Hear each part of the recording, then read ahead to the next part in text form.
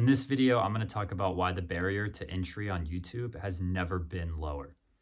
I think that you hear a lot of people say that, the time peaked in 2015 and 2016, or you had to be early on when there was a surplus of views versus content being created.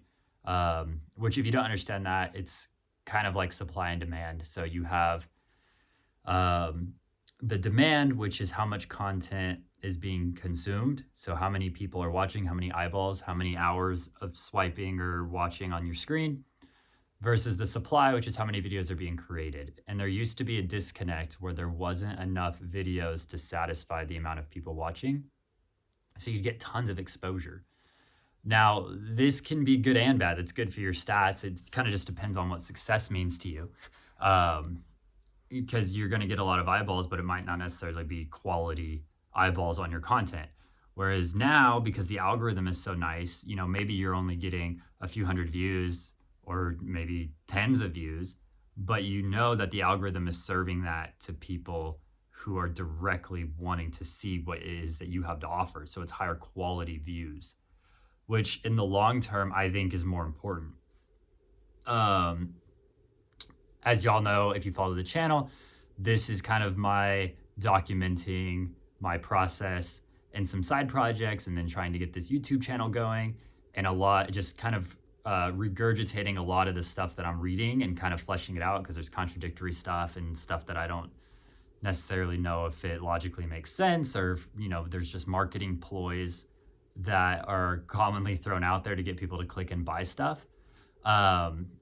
And I don't really know what the reasoning is by saying that this is a hard time to get going on YouTube. I mean, I think it always probably wasn't easy, but I think about short form content, which when I first started this channel, I would take random clips at my desk at work and just talk over it. And I gained like 200 subscribers just from that. And, the first 100 took a while, and the second 100 took like less than a month, or right at a month, to get 100 just from like very low quality videos. But it was reaching an audience that liked what I was talking about, and they wanted to hear more from me. Now, I wasn't going viral and had no chance, but some of my videos, as I started putting a little more effort into them, got up to like 12,000 views on shorts, which that may not sound like a lot, but as someone who's first starting out, that's like a game changer. And it spiked my following or subscribers by quite a bit. And now, making these longer form videos and trying to put in more effort to the shorts and hone the skill and develop, I'm getting tons of feedback from people in the comments, which is great. I had someone tell me that my audio was okay, but audio is one of the most important ones. So I'm getting a mic sometime in the next week or so. It's already ordered.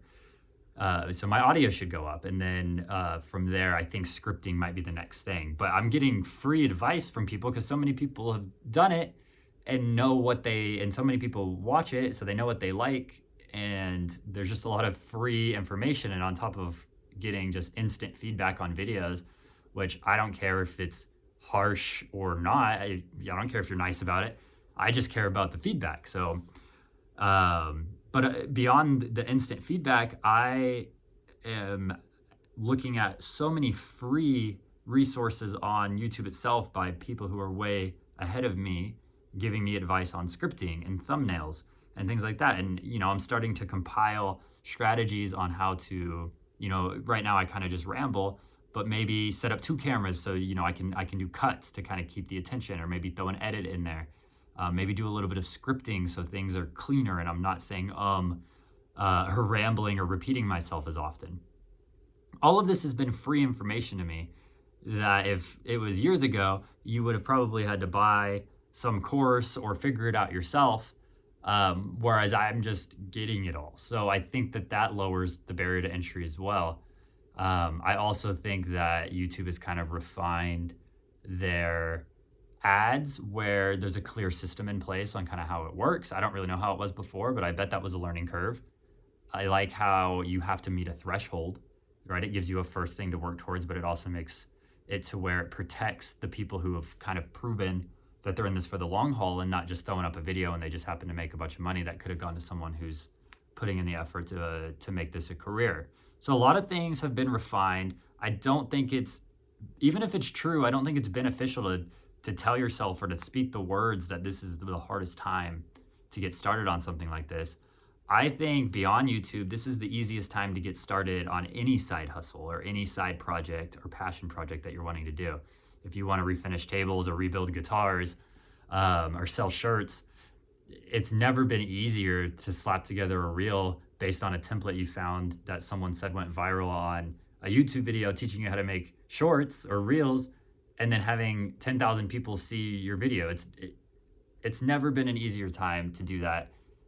And I think that it is pretty harmful to think that way, because what good comes from that? I mean, the only good that could come from that is you have to work harder.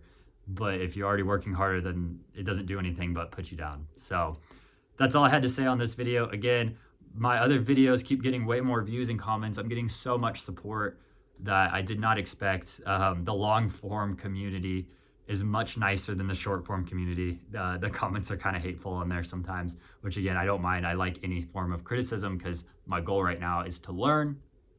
But I do appreciate the positivity and the subscribes and the likes and the comments that I keep getting. And I am taking all of the comments and advice I'm receiving to heart. Like today, someone commented that I should get a mic to up my quality of audio first.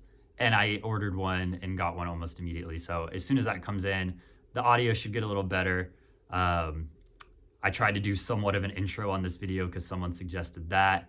I think the next thing will be maybe I'll start working on editing and putting cuts in there. But let me know what you think, if there's anything else that you think that I should improve on.